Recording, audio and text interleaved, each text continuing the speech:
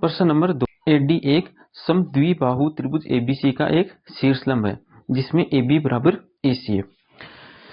ये एडी समद्विबाहु त्रिभुज एबीसी का क्या है? शीर्षलंब है। शीर्षलंब का मतलब शीर्ष से सम्मुख भुजा पर डाला गया लंब। और इसमें दो भुजाएं बराबर दे रखी है, कौन सी? AB और AC। ये दो भुजाएं बराबर दे रखी है। दर्शाइए कि एडी रेखाखंड BC को समद्विभाजित करता है।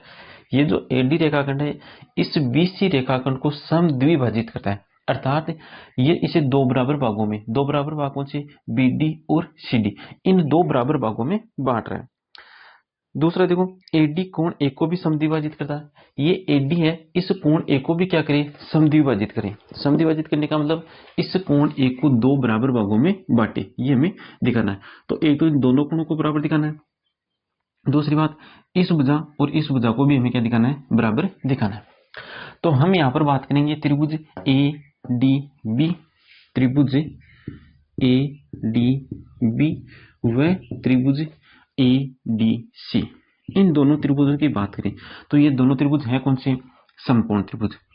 कौन से त्रिभुज हैं? समकोण त्रिभुज। और समकोण त्रिभुजों में जो सर्वांग समता की प्रमेय है, ये जो नियम है वो क्या है? RHS नियम।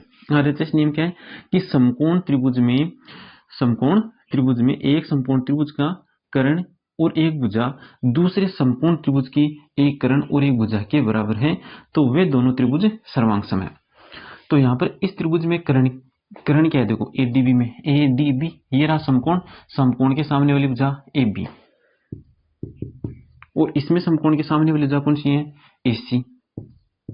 दोनों बराबर दे रखी, AB और AC क्या दे रखी है? बराबर। इसके अलावा इसमें एक भुजा AD भी आ रही है और इसमें भी कौन सी भुजा आ रही है? AD। तो AD बराबर क्या है? AD। ये है उभयनिष्ठ भुजा, उभयनिष्ठ भुजा। और ये हमें यहाँ पर दिया गया है। तो RHS नियम से क्या हो जाएगा? RHS नियम, इस नियम से दोनों त्रिभुज सर्वांग सम। तो त्रिभुज ADB सर्वांग सम है त्रिभुज ADC के। अब देखो कौन सा भाग किस पर जाएगा, तो इसके लिए क्या करना है? एक बार इन दोनों त्रिभुजों को अलग से बना लो।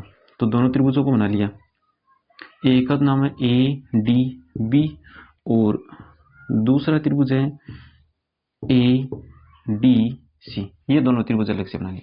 ये D समकोण है, तो ये 90 का है, ये 90 का, तो 90 वाला कोण किस पर जाएगा? 90 वाले पर। तो D के संगत D। अब बात करें हम AD भुजा की। कौन सी भुजा की? AD। अब AD भुजा किस पर जाएगी? AD पर। तो AD देखो दोनों में क्या आ रही है? उभयनिष्ठ। तो AD भुजा AD पर ही जाएगी। तो D तो फिक्स हो गया कि D पर जाएगा, तो A कहां पर चला जाएगा? A पर। बच गया क्या? B। तो B कहां पर जाएगा? C पर। तो A के संगत A, D के संगत D और B के संगत C। तो त्रिभुज ADB सर्वांग सम है त्रिभुज ADC के। और सर्वांग सम त्रिभुजों के संगत भाग क्या होते हैं? बराबर।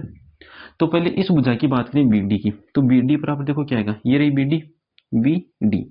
तो BD के संगत क्या है? CD। तो संगत भाग बराबर होंगे, क्यों? क्योंकि दोनों त्रिभुज क्या है? सर्वांग सम। तो BD बराबर CD। यहाँ पर BD बराबर क्या आ गया? CD। इसका मतलब AD रेखाखंड BC को क्या कर रहा है? समद्विभाजित कर रहा है। एक भाग तो ये वहां।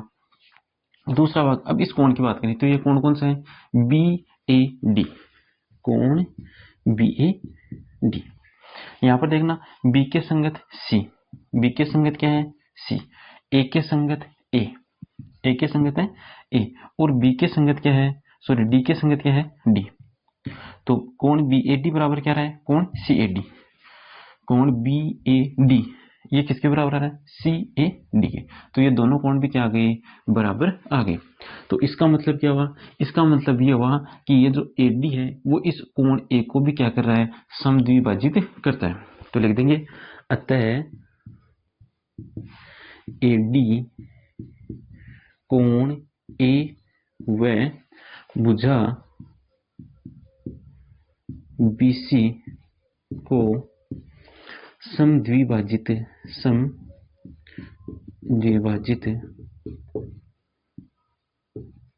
करता है। प्रश्न नंबर 3, एक त्रिभुज एबीसी की दो भुजाएं AB और BC तथा माध्यिका AM क्रमशः एक दूसरे त्रिभुज की भुजाओं PQ और QR तथा माध्यिका PN के बराबर है। ये में दे रखा है और ये में दो बातें दर्शानी है। तो क्या क्या दे रखा है? दो त्रिभुज दे रखे, एक तो ABC, दूसरा त्रिभुज है PQR। इस त्रिभुज ABC में इस AB भुजा किसके बराबर है? PQ के। BC भुजा किसके बराबर है? QR के। और AM माध्यिका है वो PN माध्यिका के बराबर है। माध्यिका क्या होती है? शीर्ष से सम्मुख भुजा के मध्य बिंदु को मिलाने वाला रेखाखंड। तो M और N क्रम से BC और QR के मध्य बिंदु है और BC और QR के आपस में बराबर है। अब यहाँ पर हम इन दोनों की बात करें, BC और QR क्या है? बराबर। तो जब भी दो रेखाखंडों की लंबाइयां बराबर हैं और इन दोनों रेखाखंड को हम बीच में से कट करें तो कट करने पर यहाँ पर हमें चार भाग मिलेंगे और वो चारों भागों की जो लंबाइयां वो आपस में क्या मिलेगी? हमें बराबर। फिर से ध्यान से सुना, यहाँ पर दो मार्कर हैं, एक मार्कर तो ये मान लो ये BC भुजा है और दूसरा मार्कर हमने मान लिया QR। इन दोनों की लंबाइयां हमें यहाँ पर बराबर दे रखी है। अब M और N के मध्य बिंदु है तो हम क्या करेंगे? इन दोनों मार्कर को बीच में से कट करेंगे। तो बीच में से जब कट करेंगे तो हमें कितने भाग मिलेंगे इसके? इसके भी दो भाग और इसके भी दो भाग। तो टोटल कितने टुकड़े हो गए? चार। और ये चारों टुकड़े आपस में क्या होंगे? बराबर होंगे।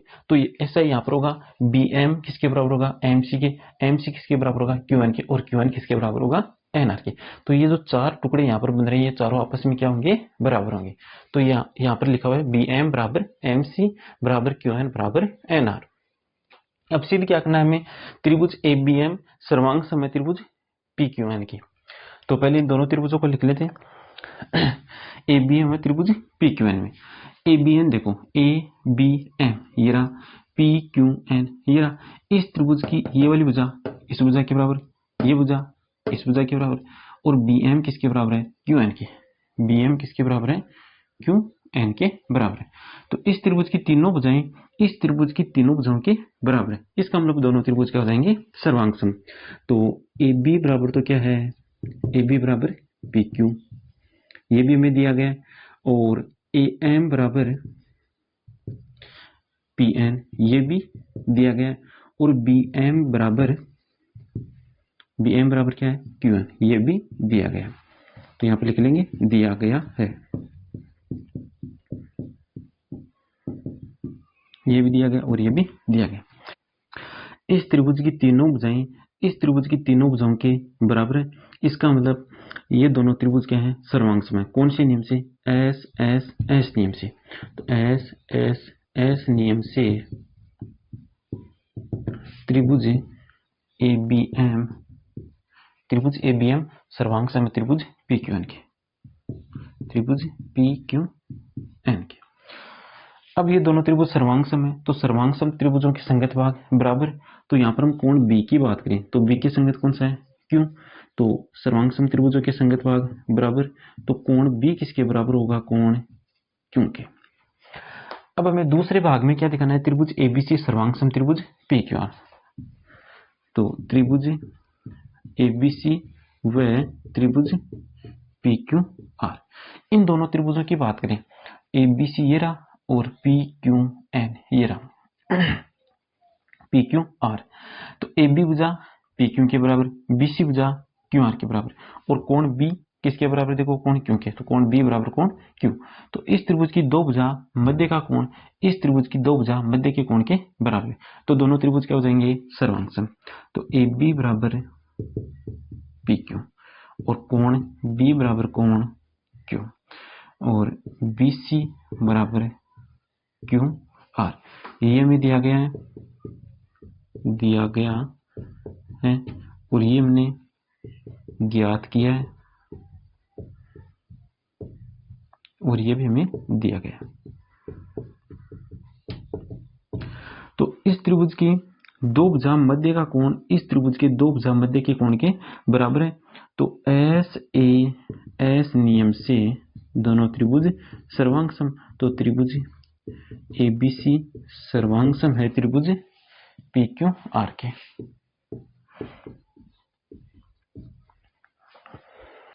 प्रश्न नंबर 4, BE और CF एक त्रिभुज ABC के दो बराबर शीर्ष लंब है। BE और CF, ये त्रिभुज ABC के दो शीर्ष लंब और दोनों की जो लंबाइयां वो क्या है, बराबर है। RHS सर्वांग समता नियम का प्रयोग करके सिद्ध कीजिए कि त्रिभुज ABC एक समद्विबाहु त्रिभुज है। तो हमें इस त्रिभुज की कोई भी दो भुजा बराबर दिखानी है। तो हम यहाँ पर दो त्रिभुज लेंगे BFC, एक त्रिभुज तो कौन सा है, BFC ये वाला त्रिभुज, और दूसरा त्रिभुज लेंगे BEC, ये त्रिभुज लेंगे। तो एक त्रिभुज तो लेंगे त्रिभुज BFC व त्रिभुज CEB। इन दोनों त्रिभुजों की बात करें तो ये यहाँ पर 90 डिग्री का कोण बन रहा है, इसका मतलब ये दोनों त्रिभुज क्या है, समकोण त्रिभुज। अब समकोण त्रिभुजों में देखो, इस समकोण त्रिभुज BFC की बात करें, कौन से त्रिभुज की, BFC की। इस त्रिभुज में ये कोण, इस कोण के सामने वाली भुजा ये BC, ये क्या होगी, इसका कर्ण। और त्रिभुज CEB, इसकी बात करें तो इसमें भी समकोण के सामने वाली भुजा कौन सी है, BC। तो दोनों में भुजा क्या आ रही है, BC, तो दोनों में BC भुजा जाएगी उभयनिष्ठ, तो दोनों का कर्ण क्या है, बराबर। तो BC बराबर BC, उभयनिष्ठ भुजा।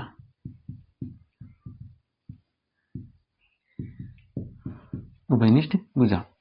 इसके अलावा ये जो CF है वो किसके बराबर दे रखा है, BE के। CF किसके बराबर दे रखा है, BE के। तो इन दोनों समकोण त्रिभुजों में कर्ण और एक भुजा बराबर आ रही है, तो ये दोनों त्रिभुज क्या हो जाएंगे, सर्वांग सम। तो RHS नियम से क्या हो जाएगा, त्रिभुज BFC सर्वांग सम होगा इस त्रिभुज के। अब इसको संकेत के रूप में कैसे लिखना है, देखो F तो कहां पर जाएगा, E पर। F किसके संगत है, E के। क्यों, क्योंकि ये दोनों कितने डिग्री के, 90 डिग्री के। अब ये जो BE भुजा है वो किस पर आएगी, CF पर। BE भुजा किस पर आ रही है, CF पर, क्योंकि दोनों बराबर है। अब E तो F पर आ गया, E तो किस पर आ गया पहले ही, F पर। तो B कहां पर चला जाएगा, C पर। तो B के संगत क्या है, C। B के संगत क्या है, C। तो B के संगत आ जाएगा C, और F के संगत क्या है, E, और C के संगत क्या है, B। तो त्रिभुज BFC सर्वांग सम है त्रिभुज CEB के। अब ये दोनों त्रिभुज सर्वांग सम है, तो सर्वांग सम त्रिभुजों के संगत भाग बराबर होते हैं। तो इस त्रिभुज BFC में कोण B की बात करें, कोण B कौन सा आएगा, FBC या CBF। कोण CBF ये किसके बराबर होगा, तो C के संगत क्या आ रहा है, B, तो कोण B। और B के संगत क्या आ रहा है, C, B के संगत है C। F के संगत है E, तो कोण CBF बराबर है कोण BCE के। कोण CBF देखो CBF, ये वाला कोण किसके बराबर आ रहा है, BCE। BCE इस कोण के बराबर आ रहा है। इसको ऐसे लिख लो, कोण B बराबर कोण C। अब हम त्रिभुज ABC की बात करें। त्रिभुज ABC में, इस त्रिभुज ABC में बात करें तो कोण B क्या है, कोण C के बराबर। अब देखो इस त्रिभुज के दो कोण बराबर है, तो इन दोनों कोणों के सम्मुख भुजाएं भी क्या होंगी, बराबर। तो AC और AB क्या होगी, बराबर। तो AB बराबर AC। तो यहाँ पर इस त्रिभुज की दो भुजाएं बराबर आ रही है, इसका मतलब क्या हुआ, त्रिभुज ABC समद्विबाहु त्रिभुज है, समद्विबाहु त्रिभुज है।